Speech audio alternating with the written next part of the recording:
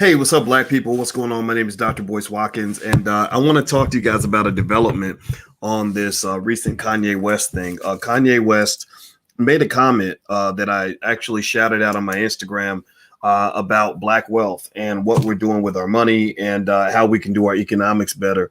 And the comment actually did, it resonated with a lot of people and made a lot of sense. But there were a lot of people who felt that Kanye's comments were a little bit hypocritical. And so we're going to get started. I'm going to break this down for you on Dr. Boyce TV and kind of talk about this comment and kind of give the different sides of it so you can kind of understand why Claudia Jordan might actually be right. So Claudia Jordan's the one who made this comment. Shout out to Claudia. I know that she and I are Instagram friends or whatever you call people you follow on Instagram. And she made a comment that I think is worth considering in light of what Kanye said. So let me share the screen here real quick. First of all, put your B1 in the chat, hashtag B1. Don't forget that on this platform, we are B1. B1 means that we are black first. Black first means that we solve our own problems. We don't wait for other people. B1 means that we believe that we are going to be number one as a community when it comes to wealth building within the next 50 years. B1 means that we make ourselves a top priority. B1 also means that we understand we must be one to be successful. So if you agree with that philosophy, put a hashtag B1 in the chat because I want to have these conversations B1 because I don't want to get distracted by tangential horizontal issues. Now, with that said, hit the thumbs up button. I'm going to pull this up on the screen. And my Instagram is The Real Boyce Watkins. And I'm going to share with you, and hopefully I can do it right. I'm going to share with you the comment that Kanye made. And then I'm going to show you what Claudia Jordan said. And I'd like to get your take on both because I think that Claudia should be heard on this. And it doesn't mean that either person's right or wrong, but there is something to be said about this. And I'm going to kind of break this down. I've been thinking about this today. And those of you who are watching on Instagram, you're going to hear it. You're not going to see it. If you want to see it, you can go scroll down the Instagram page. You can go to drboycetv.com, and that's where it's actually being shown. So give me a second, guys. Let me figure out how to hit the right button. Here we go. I'm going to share my audio. Let's say you turned your back on the culture or exactly 100%. I have turned my back on the idea of victimization mentality. We are locked up. We went from 1 and 4. We went from 1 and 4 to 1 and 3, but we always pointing at the white people, but yet we want to spend all of our money on foreigns. We want to spend all our money on luxury as opposed to going and buying some land.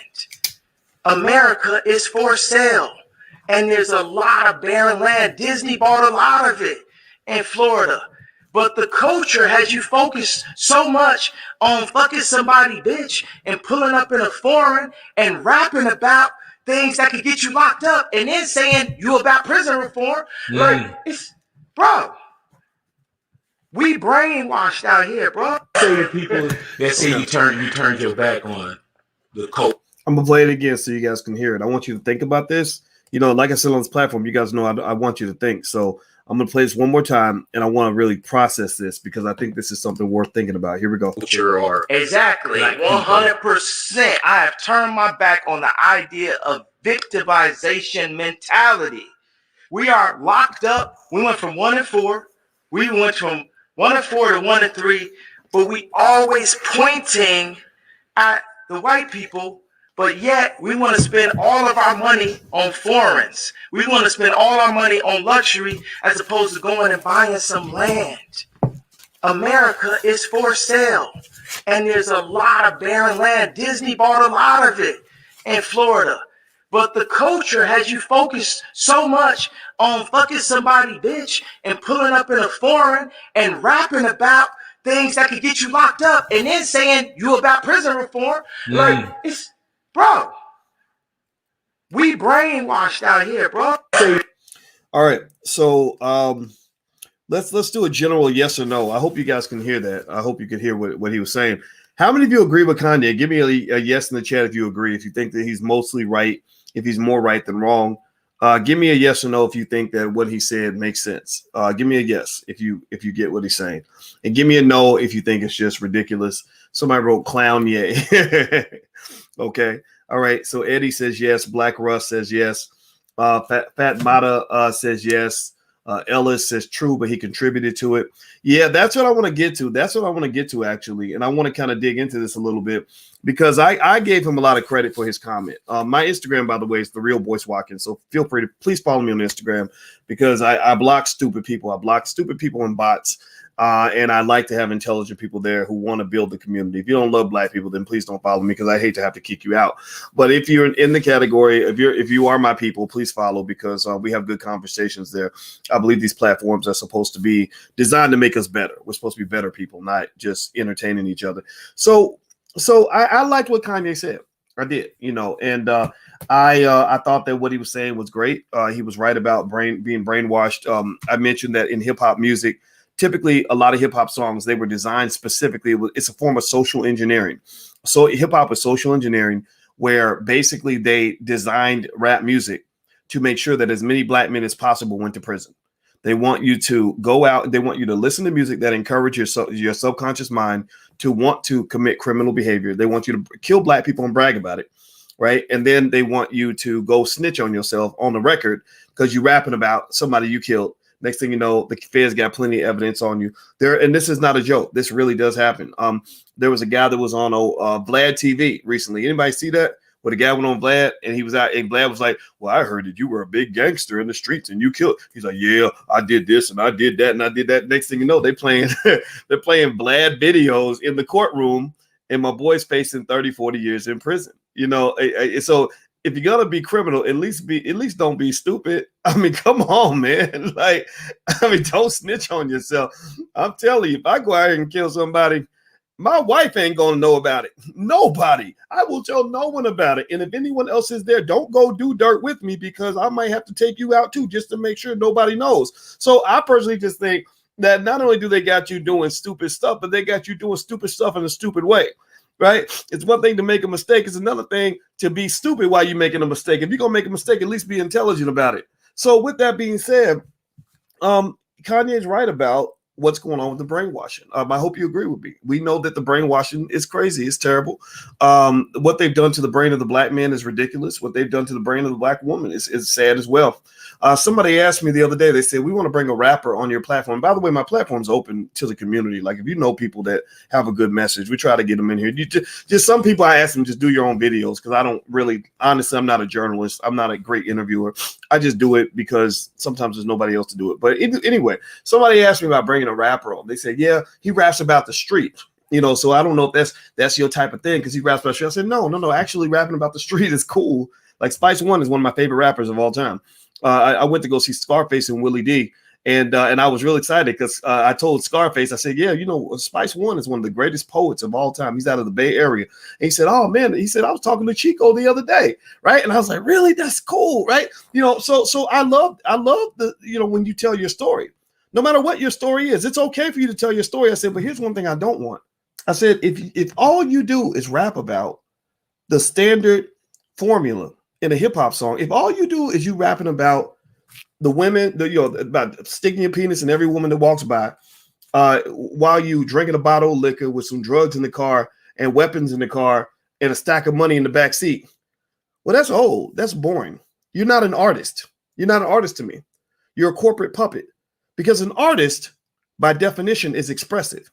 An artist is someone who has a range of emotions where they rap about all the things that they're feeling, all the experiences that they rap about being happy, they rap about being sad, they rap about going to the club, they rap about losing when their wife lost a baby, they rap about terrible things that happen in the hood, they rap about their aspirations, right? An artist is supposed to have range. So I said my problem is that look, if you come in here with that bitches and hoes type music, no, I don't really need that on my channel.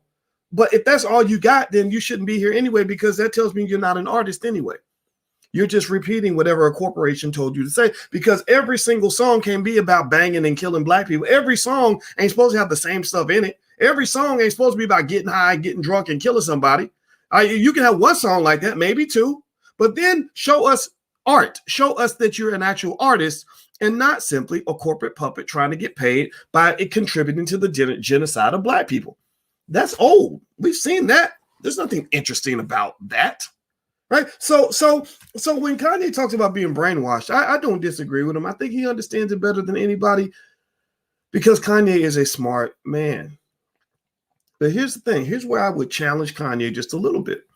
Claudia Jordan challenged him. I'm going to read her comment, and then I'm going to tell you why she's partially correct. So here's what Claudia said. She put this comment on my Instagram. The conversation's still going. My Instagram is The Real Boyce Watkins, so feel free to jump in if you want to comment on the video. She says, so the ones – wait, let me see if I can read this crap. Hold on. So the ones that followed some of the very stuff that you made a fortune rapping about for the culture. Got it. I love growth, but I also ain't forgot how, you were a huge part of promoting foreign white-owned brands. I think she makes a good point. I think she makes a great point. If you look at Kanye's track record as an artist, there's a lot of stuff that's in Kanye West songs that is highly inappropriate and incredibly unproductive. We know that. Right now, to his credit, he is an artist to that fullest extent that I talked about. He expresses a range of things, but sometimes he's not expressing as much of a range as he's simply just being deranged, right? In some situations, you see a type of interesting narcissism where Kanye almost seems to think that he's Jesus or something, which is a little bit weird to me. And you have seen songs where Kanye is endorsing things that are in the exact contradiction or the exact opposite, the bipolar opposite of what he claims to endorse right now. That's a problem. He has to answer for that. Now, here's where I think you can support and defend Kanye. Well, there's this thing called growth, right? There's this thing called growth. The best lessons I ever learned in my life typically came from men in my family who said, boy, don't do what I did. Anybody else have uncles like that who are like, man, you don't want to do what I did, right? Anybody else have a relative that messed up their whole life, and the only redeeming thing that they had in their life was the fact that they convinced you not to do what they did, right? And those relatives have a lot of credibility. My father is in that category. My father made a lot of mistakes, and that's why I didn't make the same mistakes, because he'd say, boy, don't do what I did. Oh, I already tried that drug. Don't try that, because this is what's going to happen. I listened because he had the credibility, because he'd done it. He'd been in the street. He'd done all kinds of stuff. So I was like, I don't need to do those things. I don't need to touch the stove to know that it's hot. Thank you for touching it for me. So there is a thing called growth. And what you tend to see with a lot of hip hop artists, I've noticed this with Kanye. I noticed this with guys like Ice Cube, Willie D. All these are guys that I know, right? I know all these. Willie D was in my wedding. Ice Cube and I worked on the political stuff. Kanye and I only talked once. I don't know Kanye that well, but I know people that know him and all that stuff. And one of the things I've noticed is that as artists get a little older, they start getting a little wiser. You see that going on with T.I. and Lil Wayne. You know, a decade ago, T.I.'s rapping about all these crazy things he's going to do with your daughter. And then a decade later, he's claiming to go check his daughter's hymen because he don't want a young version of himself getting a hold of his child, right? So we know this. We see this evolution, right? The ultimate curse of the rapper, of the American rapper, in my view, is similar to that movie that I've talked to you guys about before called, what was it? It wasn't Dante. It was, I forgot what it was called. But it was about the guy who made a deal with the devil and he got whatever he wanted.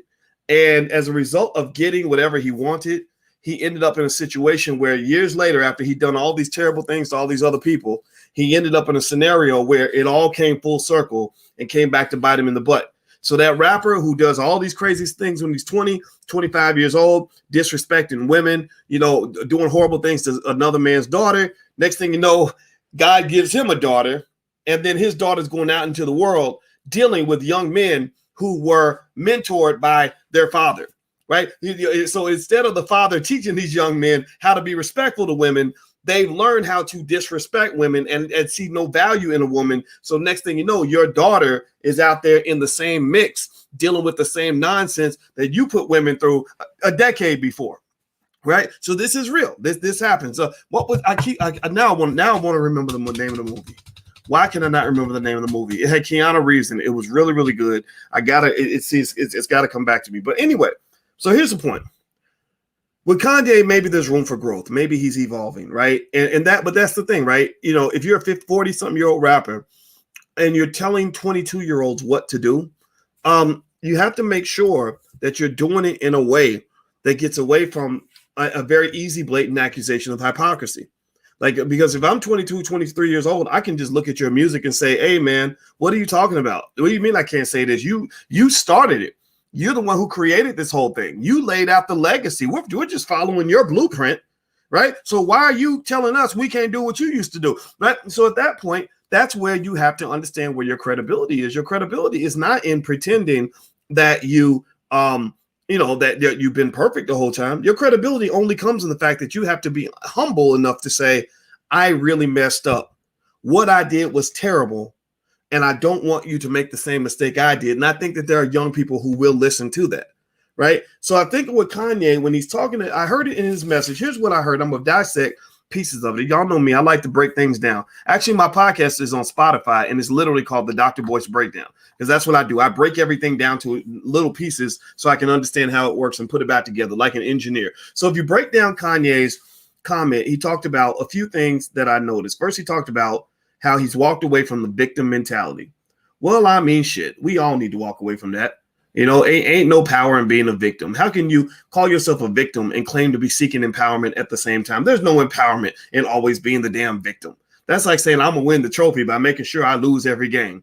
I'm sorry, but the Brooklyn Nets ain't winning no trophy. They ain't winning no trophy. And if you want to know my 2 cents on it, I think the Nets have a very talented team. They had a super team. But one of the things they have is those guys on that super team are a bunch of soft-minded egomaniacs. Those are not guys. Those are not hardcore, hardened championship caliber players. Those are guys who know how to put the ball in the hoop. They basically got a bunch of Tracy McGrady's on that team, right? The sports fans know what I'm talking about. Tracy McGrady could have been Kobe, but he wasn't Kobe. Tracy McGrady could have been Jordan, but he wasn't Jordan, right? So to some extent, that's what you see, right? So when you talk about the victim mentality, I agree with Kanye 100%. I don't think that Kanye, I think with Claudia, I know Claudia. And I'm going to tell you, Claudia Jordan is one of the nicest people I've ever met. I've only interacted with her maybe about 7 times, 8 times, I would imagine, the last decade. And every time I saw her or engaged with her on a movie set or over the phone or anything, she's always been an absolute sweetheart. So I have a tremendous amount of respect for Claudia Jordan. I talked to Kanye just once, but I talked to Claudia many times, and I believe her heart is in the right place. And one thing I wonder is when she came and she critiqued Kanye, and the critique came with a lot of like oomph, like she's really mad at him. I was like, okay, there's something personal here. And I did Google and read that at some point, allegedly, they thought about, or Kanye tried to date her or something. I don't know. I'm sure a lot of guys tried to date Claudia. She's a very pretty lady. But the thing I would ask Claudia if I were talking to her, and Claudia could certainly come in here and answer this, because I'd love to ask this question, is would you have given the same smoke to Kanye in his comment if he were not a Republican? You know, I think that the fact that Kanye chose to move away from the Democratic Party causes a lot of criticism to go his way that probably wouldn't go his way if he were a Joe Biden Democrat. Because you got a whole lot of raggedy Negroes sitting up under Joe Biden trying to tickle his balls, hoping that he'll throw you a couple little crumbs. And we don't critique those people at all.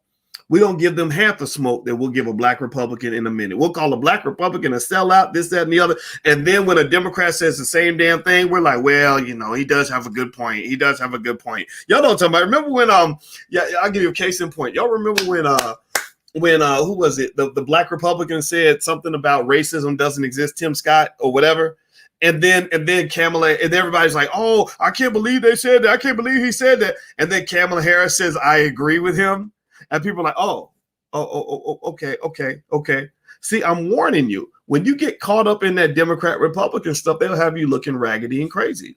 They'll have you looking like an idiot because the hypocrisy is everywhere. The hypocrisy is all over the place. So I'm not telling you not to be a Democrat or not to be a Republican.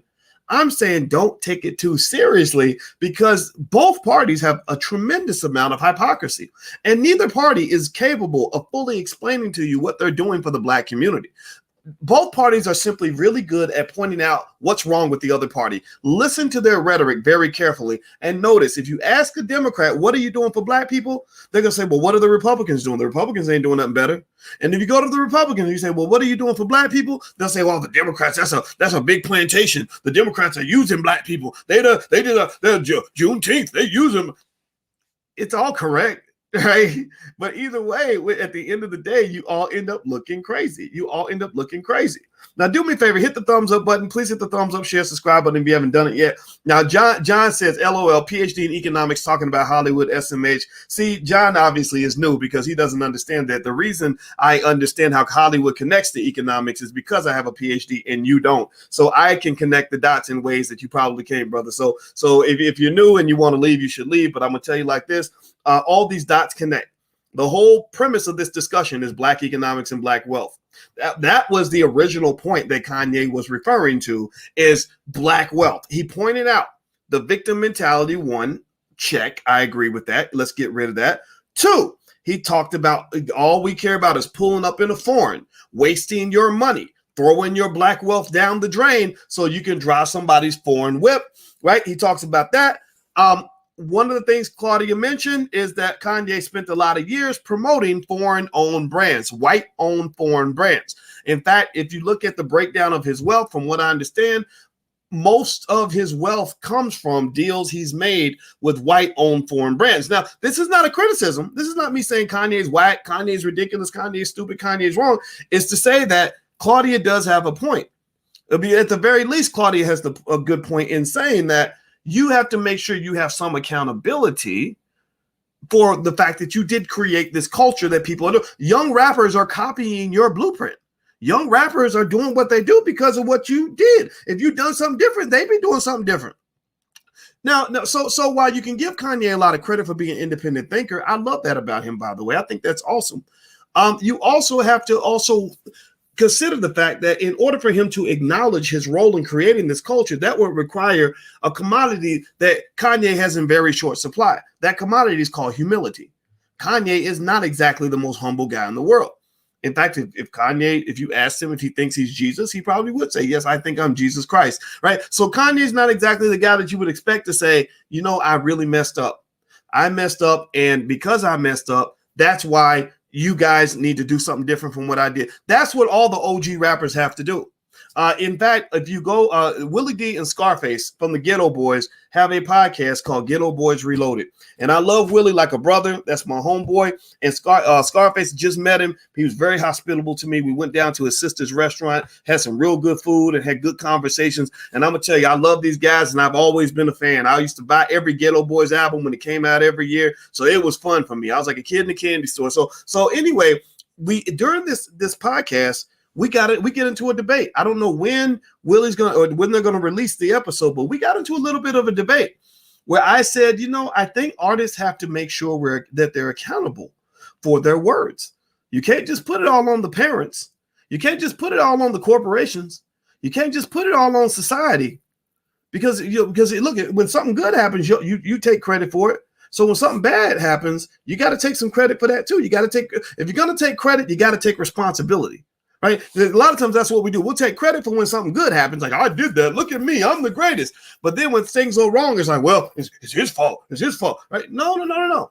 So we had a little bit of a debate. And it was interesting because Brad, a.k.a. Scarface, did not agree with me. He kind of felt like it's up to the parents and things like that. And no dissing on him at all. I love this guy. Very nice guy. But I didn't agree. We didn't see eye to eye. Whereas I saw Willie said, no, actually, artists have control and power over what they say, and they have some accountability for their words. Now, this was just a disagreement among men. We were still buddies after it was over with. Ain't no bitchy, wimpy stuff. Ain't none of this whining like, oh, I don't like him because his opinion different from me. We didn't do that. We said, okay, well, I respect your opinion, brother. You respect mine. Let's talk about this as men in front of the community so we can have a more intelligent dialogue about how we move forward. You see, that's the big issue. You don't have these intelligent dialogues, so you make the same mistakes over and over and over again. So with that being said, let's move on. Let's see here. Somebody says, Moist. Why are you not? They call me Moist. Yeah. That's so funny. I'm Moist. Why? All right. Anyway, so he says, why aren't you talking about the Charlamagne the God rape case? Because I wasn't there, dude. What are you talking about? I was not in Charlamagne's life 20 years ago. So stop asking me about stuff I don't know nothing about. Get up out of here with that nonsense. You say something stupid again, you're going to get blocked. All right. People asking these crazy questions. Well, where were you in 2001? I was in graduate school. God damn it. Leave me alone. All right. So here's the other point that Kanye makes, or another way to kind of look at Kanye's remarks. I think that you can take value from the man Kanye is trying to be now.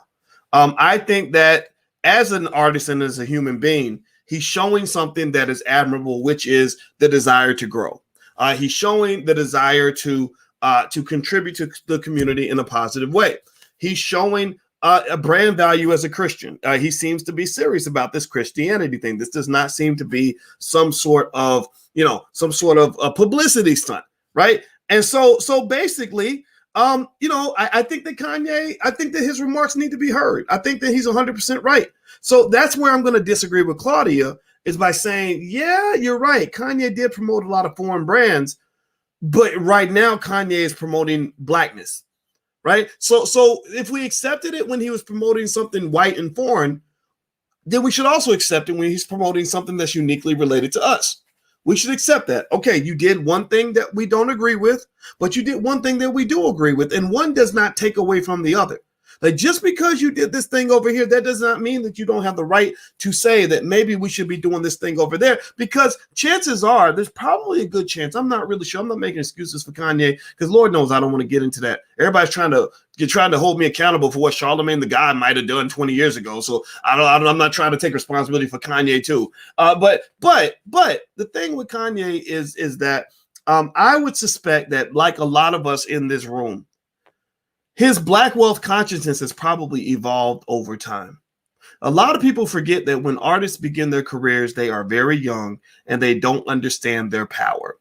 They don't understand how their words can shape a culture. Many of them come into the industry with a little bit of a victim mentality, where they will say, well, it ain't my fault that I'm out here thugging. I'm just a product of my environment. And they don't understand that when you are doing concerts in front of 100,000 people, you are no longer a product of your environment. Your environment is a product of you. You are the super Negro in the middle of the room. The sun doesn't come out and say, well, the only reason I'm hot is because it's warm in this room. No, you're the sun. You're making the room warm. The room is hot because you're in the room. Like, if you weren't in the room would not be as hot as it is right now. So nothing made you hot. You are heating up the room, right? So when you get that power, you get the power of the sun. You get the gravitational pull of the sun.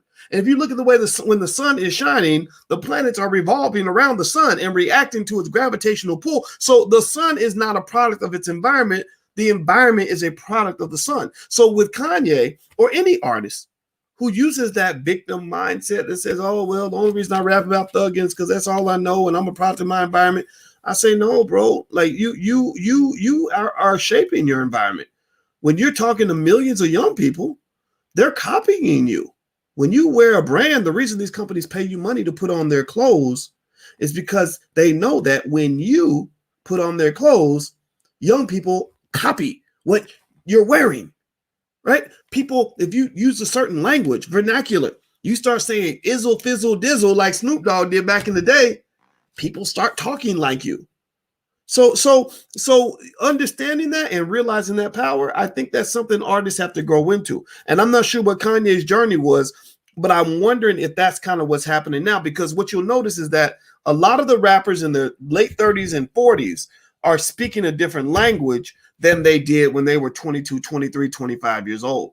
And I think that's a good thing. But the question becomes, how do we get to the point where you don't have to spend 15 years destroying the black community before you realize that shit ain't right? How do we get to the point where you don't spend all this time slinging your power around like a 90-pound penis, whapping people upside the head and screwing the universe before you realize that this isn't exactly what you're supposed to be doing? Like, how do we get a young person to just kind of say, look, chill out, man. Look, I know you want to rap about popping mollies and because you want to market the molly industry. I know you want to rap about getting drunk and high. I know you want to rap about getting every girl pregnant and giving her 10 STDs. I know you want to rap about abandoning your kids and shooting black people. But how about we slow down a little bit and talk about the power of your words and how this is shaping a culture? And that when you're talking about killing somebody, here's the thing. When people were talking about bringing rappers on my platform, and I had to be real careful to not. I'm like, look, I'm not an old guy who's anti-young people. I want you to succeed. I want you to win. But I said, you know, the reason I can't have a rapper come on my platform and rap about killing black people, it's not because I don't believe that you come from the streets. It's not because I don't believe you when you tell me it was hard for you in the hood. It's not because I don't believe you when you tell me that maybe you used to sling dope and now you're doing something different. I know that story. I've seen it 1,000 times and I completely don't judge that. That's your journey and I respect that. But the problem that I have is this. If you're an artist and you're rapping about a black person being shot, there is a difference between telling the story in a way that reflects the magnitude of the tragedy versus telling the story in a way that glorifies the homicide of other black people. When you are glorifying genocide, that's where I got to get off the damn bus. Because I know real black people who've been shot in the hood. I know what happens when the mama's at the funeral crying, the little kids ain't got a daddy no more. I know what that feels like when the family can't even have a funeral because they scared that somebody's gonna come back and kill everybody at the funeral. I saw that this week. Not 5 years ago, not at one time. No, I saw it this week. This week in Philadelphia. Brother died, got murdered out of the blue for no reason, and they couldn't even have a funeral because they were worried about somebody coming to the funeral and killing everybody. What the fuck? That ain't normal. Please, somebody, I'm screaming at the top of my lungs. Is there anybody out here who understands how abnormal that is? And then you go rap about it like it's fun. Ain't nothing fun about black people dying. Oh, that's right. They weren't killed by white people. That's why you're not offended. They didn't get shot by a cop. Right? If he'd been shot by a cop, you'll be protesting. You'll be out in the street. Black lives matter. Hands up, don't shoot. F the police, man. F the police. But because he had the dishonor and the bad luck of being killed by a black man, well, that's just par for the course. We're just going to rap about it. Just put it on a dope beat. Next thing you know, we'll be dancing to it. You shot a nigga today, go shoot one tomorrow. Right? Like, literally, like that's what it's. Do you understand how insane that is? Like, do we understand how sick that has made us become? So when Kanye says that we're brainwashed, you can't disagree with that. How do you see Asian people rapping about Asians being killed and loving the music? Like literally bragging about how many Asian people they're going to kill this week. Like, does anybody see that? It would look weird. Did Jewish people do that? Do they brag about? Do they rap about Hitler and say Hitler was my man because he put us all in the oven? They don't do that. They don't do that. We're unique in that way. We're the only ones who do. And we're the only ones who think that's okay or think there's something nerdy or weird about a person who actually says there's something wrong with that.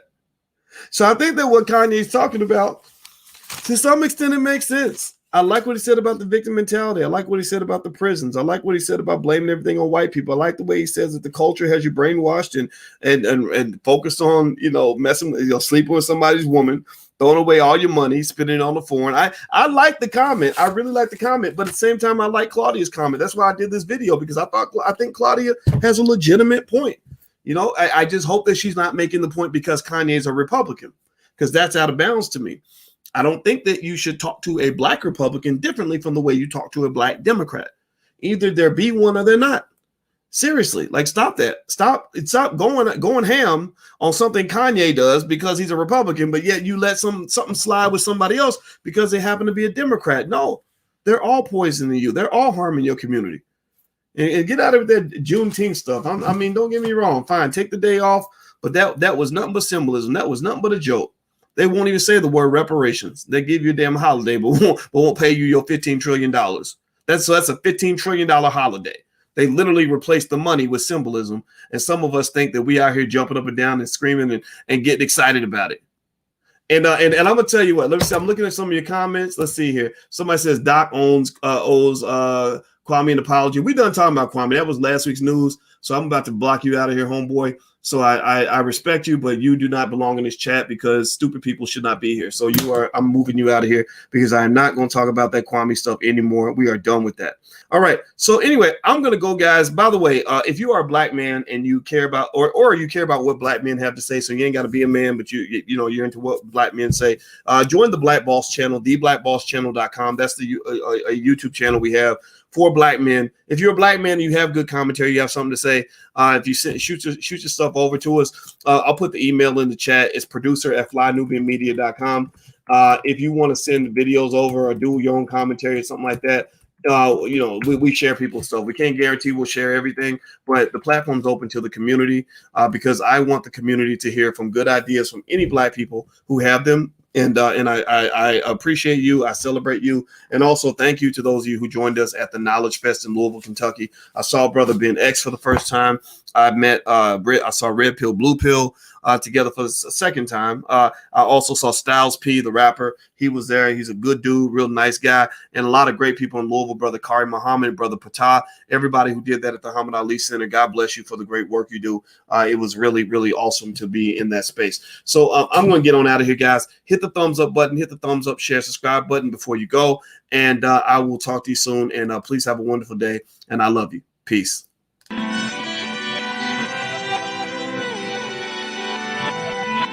Here we are, clan the isms, cataclysm, great.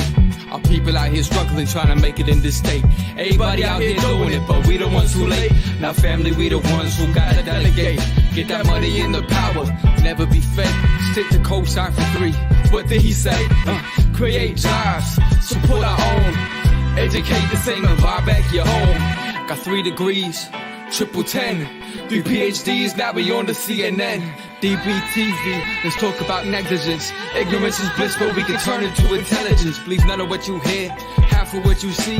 Let's break it down here on Dr. Boyce TV. Here we are.